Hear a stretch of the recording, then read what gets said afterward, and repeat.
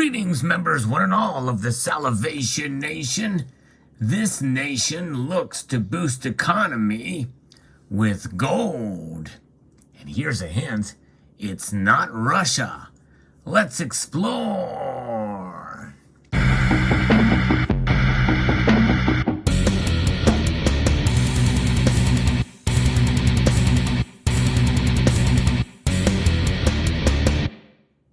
Now, we all know that Russia has been accumulating gold for several years at an accelerated rate because of what they had been planning here with the invasion of Ukraine, but also because they have been under a lot of constraints and sanctions even before, after their invasion of Crimea.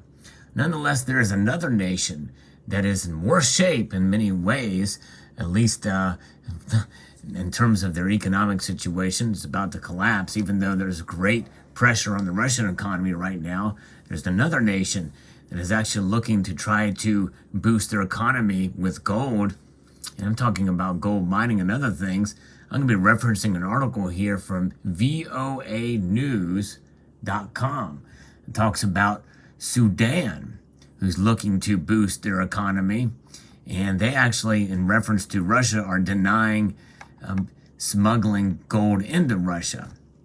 Sudan's military rulers announced an emergency committee to address the country's collapsing economy and pointed to its gold mining as a possible boost. Sudan's ambassador to Russia has denied reports that Moscow has been smuggling gold from Sudan in preparation for sanctions over its invasion of Ukraine.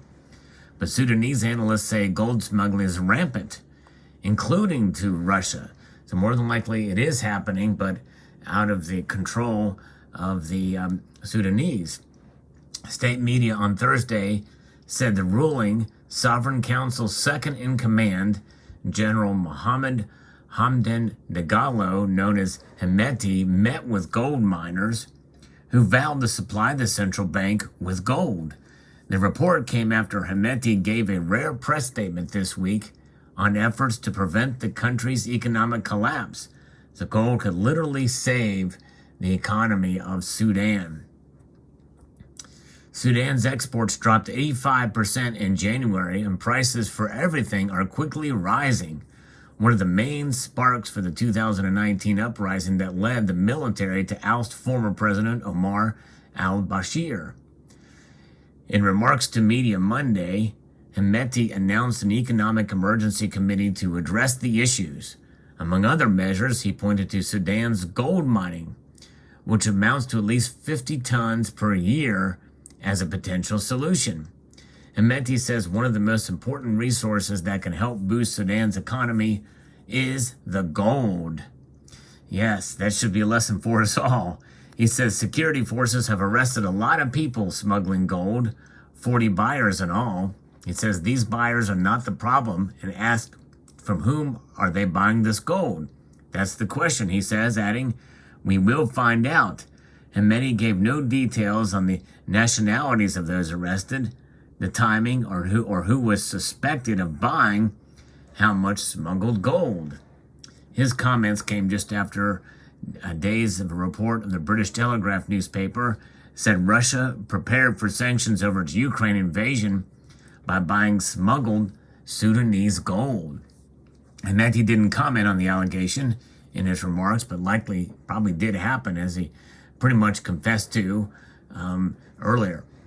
Late last month, Hemeti began a week-long visit to Moscow as much of the world was criticizing Russia for preparing to invade its neighbor. The Kremlin's invasion began as Hemeti met with Russian officials to discuss expanding and strengthening cooperation with Sudan. After the general's trip to Moscow, he reaffirmed a Bashir-era deal for Russia to open a Navy base in Port Sudan, which for Russia to open a Navy base in Port Sudan, which if carried out would be Russia's first in Africa. Indeed. Sudan's foreign ministry spokesman refused to comment on the allegations of Russian gold smuggling. But in a written response to VOA through a messaging application, Sudan's acting ambassador to Russia, Ahmad Onor, dismissed the claims. have nothing to say other than it is fake news and a story created from the imagination of the Telegraph reporter, said the text. Hemeti commands that the Rapid Support Forces, which grew out of the Janjaweed militias and human rights groups, say committed crimes against humanity in Sudan's Darfur region.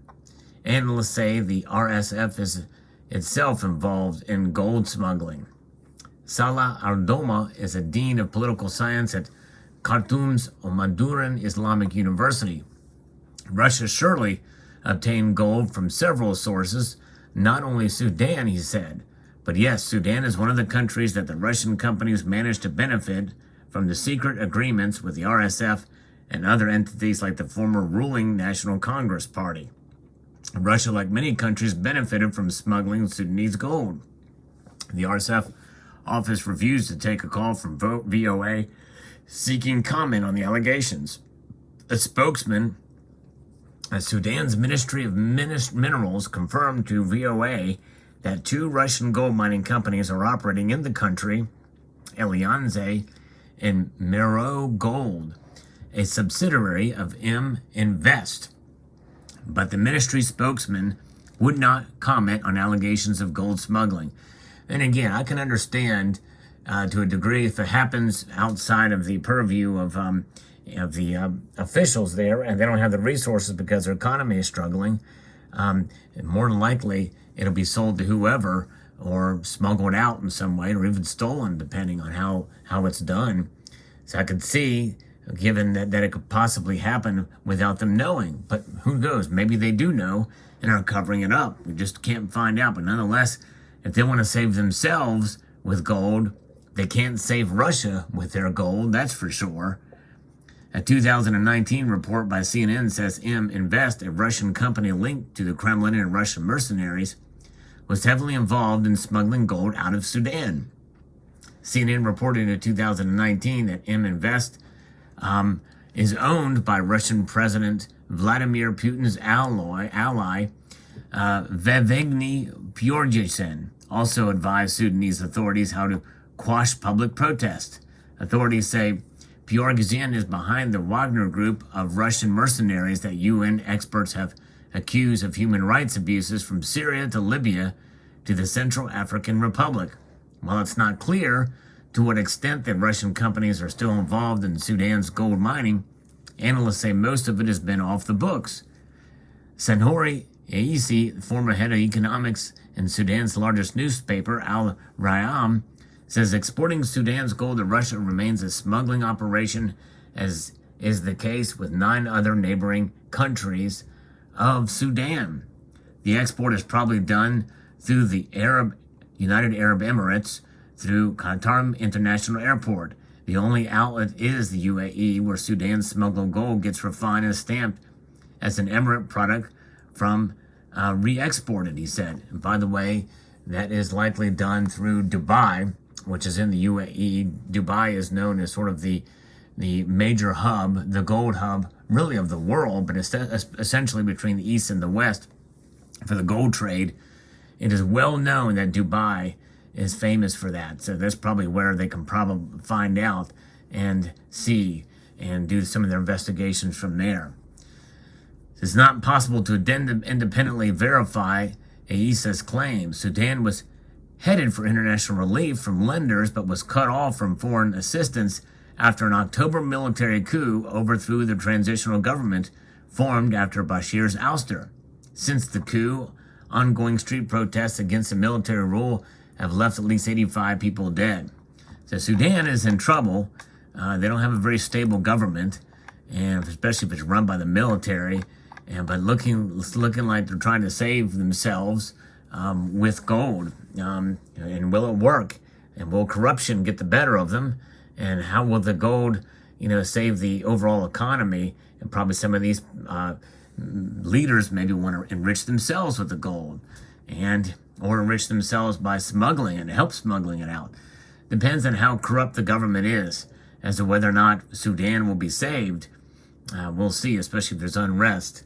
So it's just good to show you how geopolitics can play a role there. But nonetheless, regardless of whether one is corrupt or not, gold apparently is the answer, and it is the answer. And we'll find out time and time again, no matter which side of whatever issue you're on, gold is definitely a solution because it is sound money. That's right. It is money that has been recognized as such and as a store of value. Gold has been for thousands of years and will continue to be thousands of years after we are all gone. And that's the beauty of gold. And so when you have a nation like Sudan, even where there's corruption, yes, you can use gold to corrupt yourself even further, but gold itself is just an inanimate object of beauty.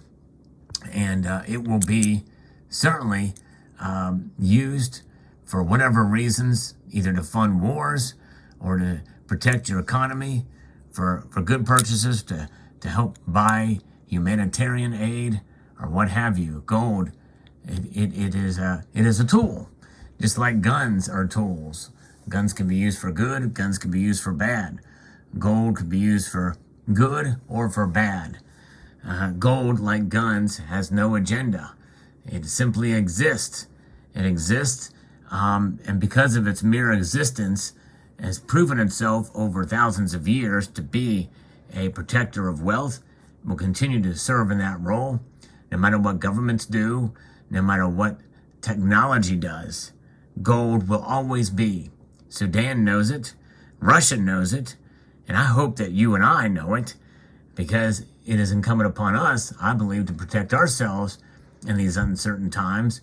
And what better way than with gold? I'd like to extend a multitude of gratitude to you all for taking the time to watch this video, and to encourage you to please rate, share, comment, and subscribe.